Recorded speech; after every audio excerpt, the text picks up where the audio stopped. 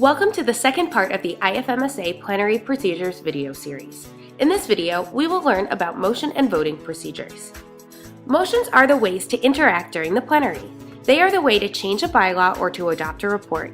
They must be written in motion form and handed out to the plenary team before midnight of the day they are voted on. A second type of motion is a procedural motion. These respond to specific circumstances that can happen during the plenary. They must be addressed immediately. The specific uses are described in detail in the IFMSA Constitution and bylaws. To speak up during plenary, we have different alternatives. Point of information. It's a brief fact of value or relevance to the discussion. It is not a statement or an opinion.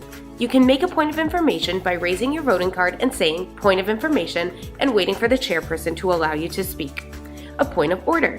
This makes reference to a matter of procedure not being respected or conducted properly. You can make a point of order by raising your voting card and saying "point of order," which must be addressed immediately. Let's see some examples. In this case, the chair forgot to ask for a seconder to the motion. This would be a point of order since the rule of motion and debate is not being followed.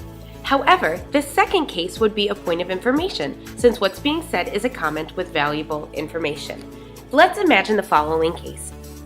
You decide to present a motion to adopt a policy statement that you were working on the previous day.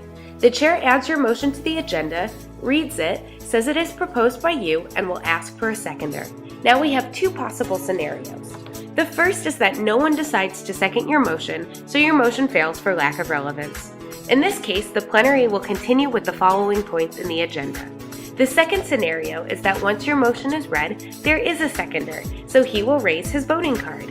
Then the chair picks the seconder randomly between everyone who has raised their voting card. Once your motion has a proposer and a seconder, the chair will ask, "Any amendments?" These can be proposed by you or by others.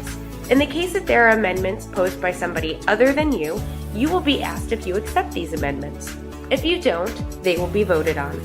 If you accept, your seconder will then be asked if he also agrees. If this is not the case, the chairperson will ask for another seconder. Then the chair will ask if there are any direct negatives. If there aren't any, the motion passes nemo contra. If there is a direct negative, whoever makes it will raise his voting card. The chair will then ask if there are any alternative motions. If there are, they will be voted on separately like we explained before. Then the chair will open a speakers list for whoever wants to speak up and express his opinion. Lastly, the plenary will proceed to the voting. The rules of majority will be those defined by the bylaws concerning the matter voted upon.